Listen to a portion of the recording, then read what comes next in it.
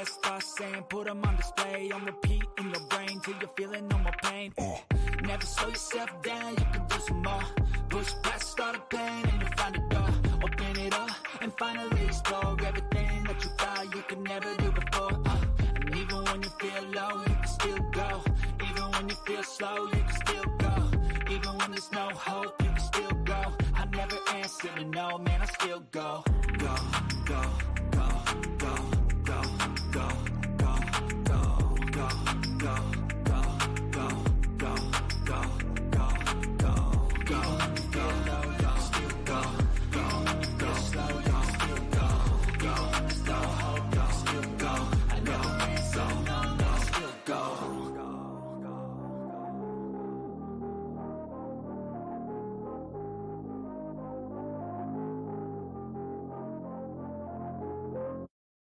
Even when you feel low, you can still go.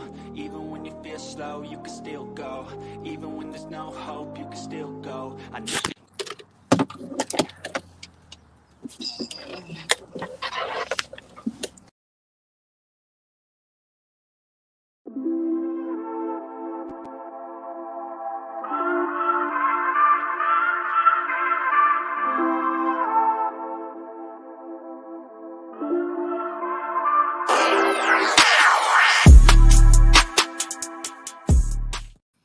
Hey, hello, hello, hello. We are live. We are live. Hey, welcome to another week of SLU, spreading love unapologetically. We are at episode 8. Welcome, everyone. Welcome. We at it again, y'all. We at it again. And we have a beautiful guest in the house, Miss Kim Jordan. Everybody, welcome Kim Jordan. So, Kim, we have at the beginning of each of our podcast, we always give shout outs. So we're going to start with you today. Is that okay? Yes, it is. All right. So you got any shout outs? Hey, I just want to first say I'm humbly grateful, just understanding my worth. Yes. And I want to give a shout out, first of all, to myself for continuing to be resilient. Yes. From there to out here. And I don't give myself enough credit because I'm not used to doing that. Yes. So I want to give a shout out to myself. Yes. And for everybody else who have been amazingly supportive throughout the first chapter of my journey.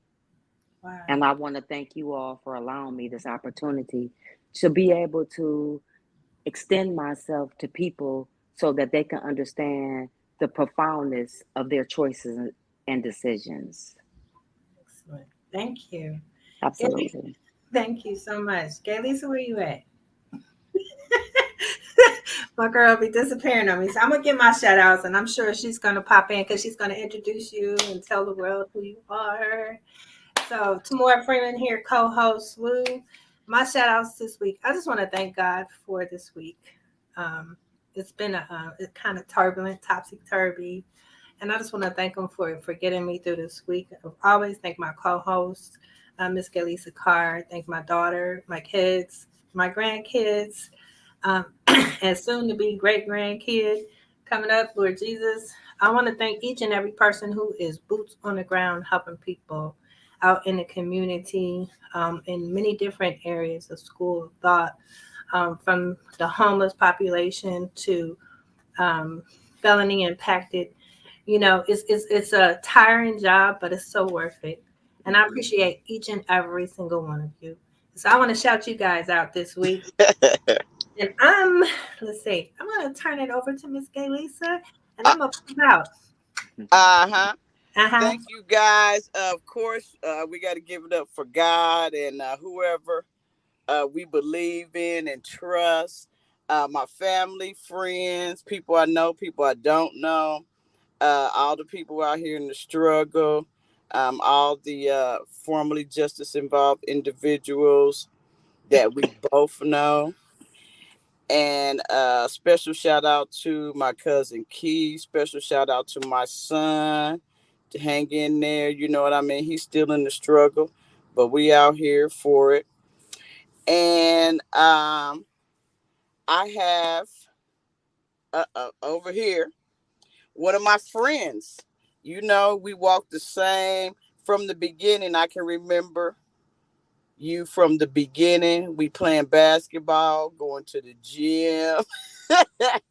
She has several nicknames for me. You know what I mean?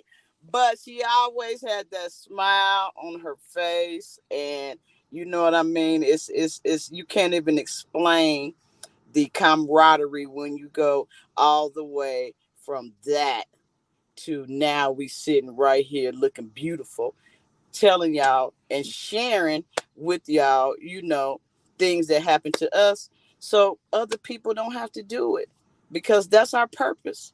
That's what we're here for. Ain't that right, Kim? Amen. Yes, Kim absolutely. Jordan, y'all. Kim Yes. Jordan. Yes. And I cannot imagine. I just want us to marinate on 35 years. 35 years, it don't even look like it, y'all. Mm. 35 years of someone's life behind bars doing what the people said do. Because I don't care really. And, you know, I'm not biased, but 35 years is a long time for a lot. A long time for a lot. You know, comparing our two cases, we both did the same thing. I did 13, you did 35. Big difference. Something's not right, but that's what we in the fight for, y'all. Kim, how are you today? I am grateful and blessed. Thank Yeah, you for asking. yep, yep.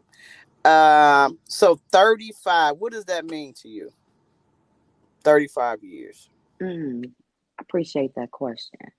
35 years mean to me 3.5 decades resulting in my choices and decisions. Mm-hmm. That's what 35 years equate to me. Yes, equate, yes. Yeah. And it means that I'm not done. Mm-hmm. I'm just beginning. Mm-hmm. Mm-hmm. The 35 years for me, I don't focus on the time I've done. My focus is, why did I fight so hard to keep my mental to come back out here? Mm-hmm. So I understand that my purpose is far greater than the 35 years Mm-hmm. that I surrendered myself to, because Absolutely. I made a choice, Absolutely. and I'm completely accountable and responsible for the part that I played. Did it lead up, or did it add up to 35 years? Absolutely not. And I didn't realize what I was really getting myself into at the age of 20. Mm-hmm. And it just allows me to reflect on, why did I make that choice and decision? Because it's imperative that when I understand why I done it, then I can extend myself to others to say, well, I did it because I needed for somebody to know that I was worthy of their love by all means necessary. But the same love, and back then I believed in the word loyalty, that the person that I took the case for, he was worthy. But in actuality, I was worthy. But I didn't understand that at 20, because when we go through trauma, and a lot of people don't understand the magnitude of trauma, there is no one in this entire world that hasn't had some type of scale of trauma. And we can't measure trauma because everybody don't bounce back the same. So what's most effectively and most important for me is understanding that my trauma stemmed from when my mom passed. And from there, I didn't understand her absence. I didn't know how to go inward, to dig, and to love myself. So I went outward looking for someone else to give me what I knew now that I had all along within me. So that's what my 35 years mean to me. Wow, Kim, I'm telling you. Uh, I mean, you said it so eloquently, and you know what I like, accountability first. You know what I mean? We have to take accountability first, and that's what you did. You know what I'm saying? That's how, and that's how we start to heal. Mhm. That's how we start to heal. Um, I want you to talk about right before you came home. When did you? How long before you got out did you know you were coming home? Let's talk about that. Wow. I appreciate you asking me that question because actually, I haven't even dealt with those emotions. Well, I went to the parole board September of 2022. I hadn't had a ticket in 7 years, conduct report. They knew I didn't do it. Evidence was there. However, it was my behavior inside the institution that prohibit me from possible future endeavors that have could have given me an early release. But somewhere along the way, in the midst of that, I had lost myself.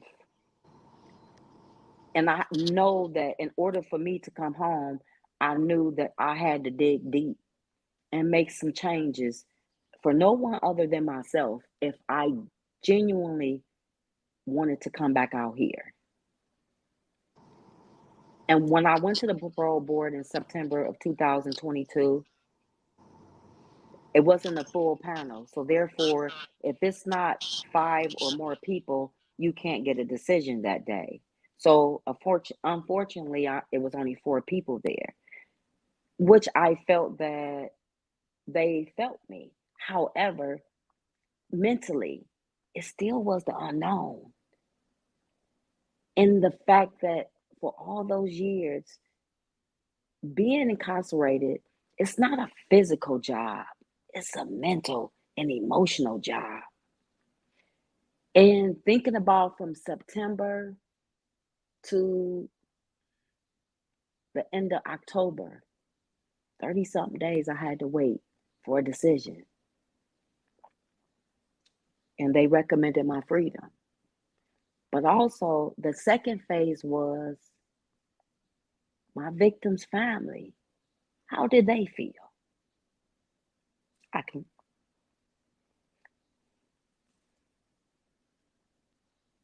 there is never no words I can ever say that can ease the pain from his family.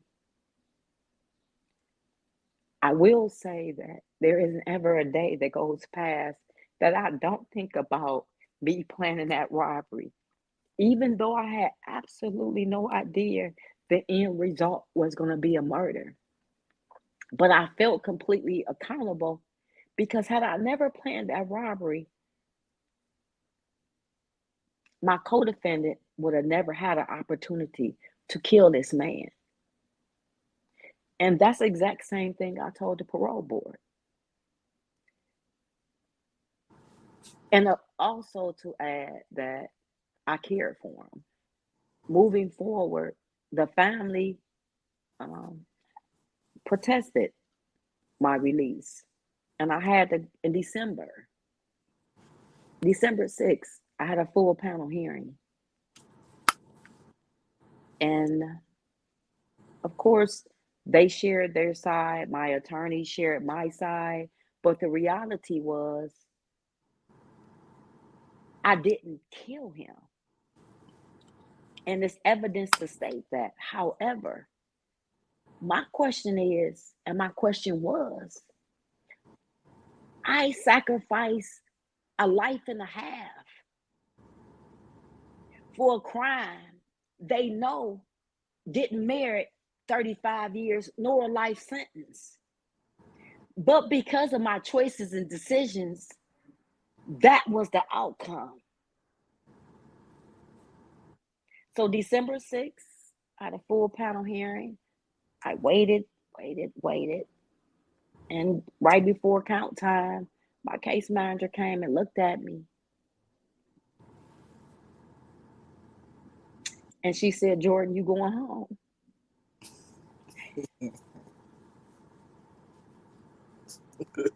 That feeling, I still want to cry. Yes. Because it just, I mean, finally, I get a second chance. Ultimately, what am I going to do with it?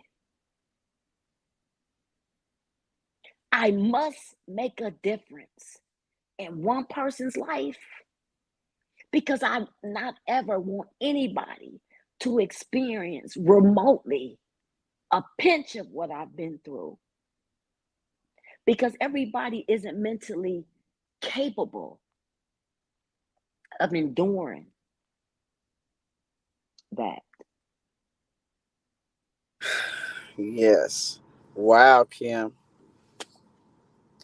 And I mean, I'm so glad that I asked you to come on, and I'm so glad that it was today. I humbly know nothing happens without a reason and a purpose. And I Correct. know who I serve. Amen. And this was for you, and this is for you, and this is to let you know that you are worthy, and this is to let you know and give you that strength, because I too been out 20 years trying to stop people from, like you said, nobody has to ever do anything like that again. And it always goes back to, like you said, you was 20 years old, you didn't know. I was 22, I didn't know. So it's that unlearning the learning that we hold so sacred from our parents and people, and we just think it's right, and those things mess us up. And that's what we want society to know. And I want to ask you, and I'm sure you said this before and people have asked you, what would you like to say to society? Ooh, you a great host. Hmm. What would I like to say to society? Yes. I've been out 16 months. I speak once a month at Tours Employment in Cleveland. I've been to high schools. I just spoke with out in Akron, the APA. They reentry allowed me to speak to 15 parole officers that's been in the field for 2 years or less on how to humanize parolees. Mm-hmm. However, because that's impactful for me as well. But most importantly, what I need for society to understand, we have to understand that the behavior stems from trauma. And if we're not accessing the correct tools to these traumatized young adults, they're going to continue to be angry. They're going to continue to kill. Because you know why?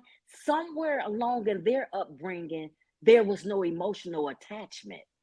So, how can you expect for them to understand about human decency when they've been living from pillar to post, maybe from 8 to 10 years old, and now they're 15 and 16? So, you cannot expect for them to mentally understand what it's like to be respectful, what it's like to understand, what it's like to even have common courtesy. Because we can't begin how many times they've been traumatized in their journey. So what we do, whether we're kids, whether we're young adults or adults, when we're going through something, it's different ways that come out. It's unfortunately a lot of kids are angry and they're very violent. What you say, okay, you kill somebody, you lock them up, and like me, until you 50 something years old. That's not doing justice, because even though I've been locked up for 35 years, the trauma I've been through from the time I was a kid until today I came home, that wasn't addressed. So I just was in a cage for 35 years. But the reality is, we need to attack the trauma to prevent further disappointment, further crime, further negative decisions and actions. That's the foundation.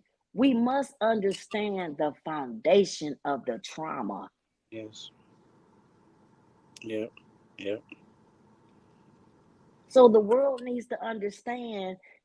And then nowadays, 2, 3-year-olds are suffering with depression. And if that goes unaddressed, what happens as they get older? You have teenage suicide. You have kids doing on drugs because they don't understand the mental and emotional changes that their body is going through, especially when it goes unaddressed. Yes. And I just want the world to know that it's far more serious than they think putting a band-aid on it is going to heal. Yep. Yep. Right. You know, we are human. We are human too. You know what I mean? Mm-hmm. We are human too. And as human beings, we all make mistakes. Mm-hmm. Some got caught, some were more serious. You know what I mean? I definitely say all the time, yes, I did do my crime. Did I mean to do it? Did I intend to do it? Was that my plan to do it? Absolutely not. But I wasn't prepared for the mission that I was on. I didn't do my research enough to know that where it could lead you. and Absolutely. and we all as kids and children, as we grow, we all do stuff. When they say don't touch the outlet, we still gonna go touch the outlet. We still gonna touch the hot stove, because that's what we do. And until that we do something that lands us in certain places or certain consequences, um we continue. But that's human being. That's not necessarily criminal or the criminal mind. You know, they say the criminal, the picture of the criminal is unaddressed mental health. So where is the helping of the mental health in the rehabilitation process? Because Mm-hmm. we are seeing our brothers and sisters coming out here killing themselves, killing other people, wanting to go back to prison, don't want to come out, don't want to come out. Now you did 35 years. What was your plan? What did they do after you were sentenced to get you ready for the streets? What do you mean? What did I Right. do? What did I Right. do? Right. Oh, okay. Absolutely. Well, Absolutely. through my faith, I believed that I wasn't going to die in there. Yes. So mentally, I knew that in order for me to make it, I knew that I had to have my own foundation. So I went to college, to Sinclair College, for 4.5 years. I graduated November of 2022, a month before I was paroled, Yes. with my associate's degree, criminal justice. Also, I have various certificates in the realm of the field that Mm, I am in. I have, my cosmetology. I have things to help me to sustain a okay lifestyle. mm-hmm. However, most importantly, they didn't prepare me for the bills. They Mm-hmm. didn't prepare me for phones. They didn't prepare me for no technology. And Mm-hmm. my sister gave me a phone, I'm like, okay, so what do you want me to do with this? Mm-hmm. And so my son said, "My mama called." Well, I'm gonna call you. And okay, what do I do? And I felt so inadequate because they all on their phones and they taking videos of me coming home. And I'm like, I don't know what to do. My blessing, I have support. Mm-hmm. My concern is the people that don't have nobody. Absolutely. That's a problem. Because we as a community are doing a disservice for people that's coming home. Mm-hmm. Because we're setting them up for failure because we're not educating them. So mentally, they can mentally start preparing themselves for a whole nother chapter of their lives. And I'm about to start focusing on that. Teaching them how to go to the hospital and you check in by a kiosk. Mm-hmm. Teaching them how to go to a mobile app to order food. It's so many things.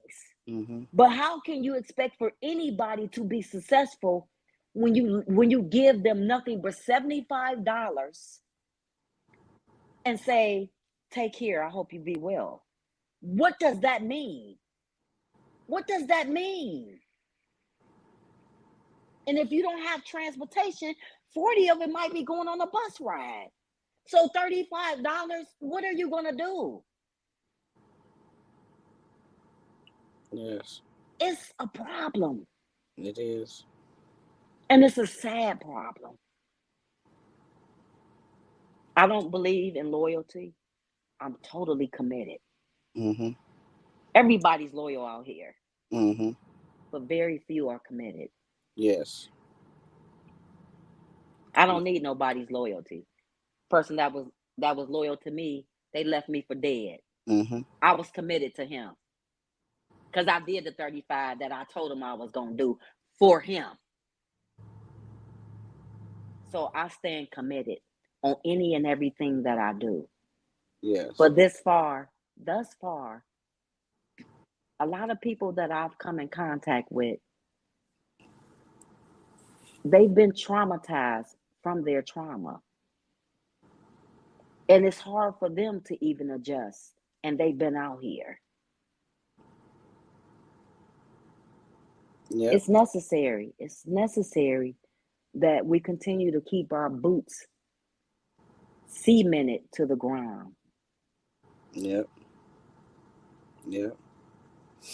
It is. And, like I say, I've been out here 20 years on the fight, and it's few and far and in between of us who are willing to reach back and help us. But I'll never stop. I'm not gonna stop. To the day I die, I'm gonna continue to do it because of stuff like this and having the talks with people like you and understanding that we did what we did, but we out here now, and what we gonna do next? We got to keep on moving on. And I just want to say to what would you say to us, the formerly justice involved individuals that are going to watch this? And of course, we need y'all's help. We would like every last one of y'all to join in. But what would you say to them, Kim? I've spoken with a lot. Some people have been so traumatized from doing time, they want to pretend like it don't exist. But I understand that because you want to move forward. But most importantly, I am a firm believer. In order for you to have a complete future, you must incorporate your past into your present because that's what makes us whole. The world is so divided within themselves because a lot of people don't want to deal with where they've been and what caused them to become who they are. It's because of your past. But how can you move forward if you don't deal with the situations that caused you to be in a situation? You can't, that's the problem with rugs today on the floor. Most people can't walk on rugs because they have so much garbage underneath them, and they continue to pile more stuff underneath. But rugs are designed for you to walk on top of them, not sweep underneath them and then begin to walk around it. I have a lot of trash under my rug, but I am dedicated to that for me. So I'm saying that to say to us, well, let's talk about where we've been and what we have become from it. That's what's important. And those are the things that's inspiring. Those are the things that's empowering. You have to have something. Trauma is about what we've been through and how we're going to become better people to extend ourselves to others. Because that's what united is, coming together.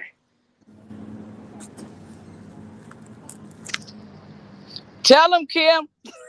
Tell them. Binds me up Tell them. that, yes.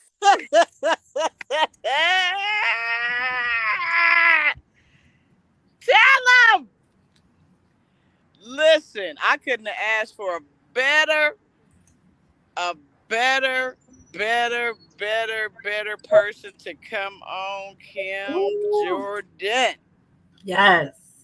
Thank you. Thank you. Thank you. And I want to say something else.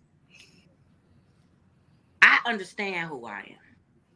Kim did 35 years. Kimberly is picking up the pieces. Kimberly is the one that I kept safe because Kimberly isn't equipped to do time. Kim was fine. And I'm not confused about Kim and Kimberly. And that's a problem with the world because you don't really understand who you are. And so today, when I do introduce myself, I introduce myself as Kim because it's the warrior, is the one that goes to people because Kimberly wants to help people. Kim is the Bible.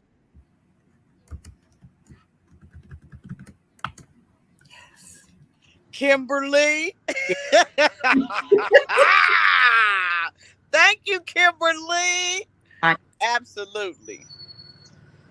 Thank you, thank you, thank you. Tam, you got something to say? Woo, that was powerful. Man. It sent chills through my spine. Thank you. Thank you for saying that. I love accountability. I love where you're at right now. And I thank God that you made it home. And I'm so excited to see your future, what Yeah. you have. And before I close, I need for the world to understand. I left my son 9 days after his third birthday. When my son was 38. Yes. Today it's been 16 months. And my son still have a problem with me. Yes, Shanita. And I need for people to understand when you making a choice and decision and you are in a ship means it's more than just you. It Yeah. don't kind of ship it is. And when you in a ship, you have to think about other people because guess what? I'm okay. But today I'm dealing with the pain from my 3 years and my son. So I'm not done because I'm still dealing with my past decisions and choices. Yes. Absolutely. I can say I'm sorry, but the sorry don't take the pain, and the sorry don't take away them needing me Yes. able to be there because I chose not to. It's one thing when you want somebody. It's a whole nother situation when you need somebody and Yeah. they. So for the world, don't put in a situation where somebody you care about and love and they need you and you're not available.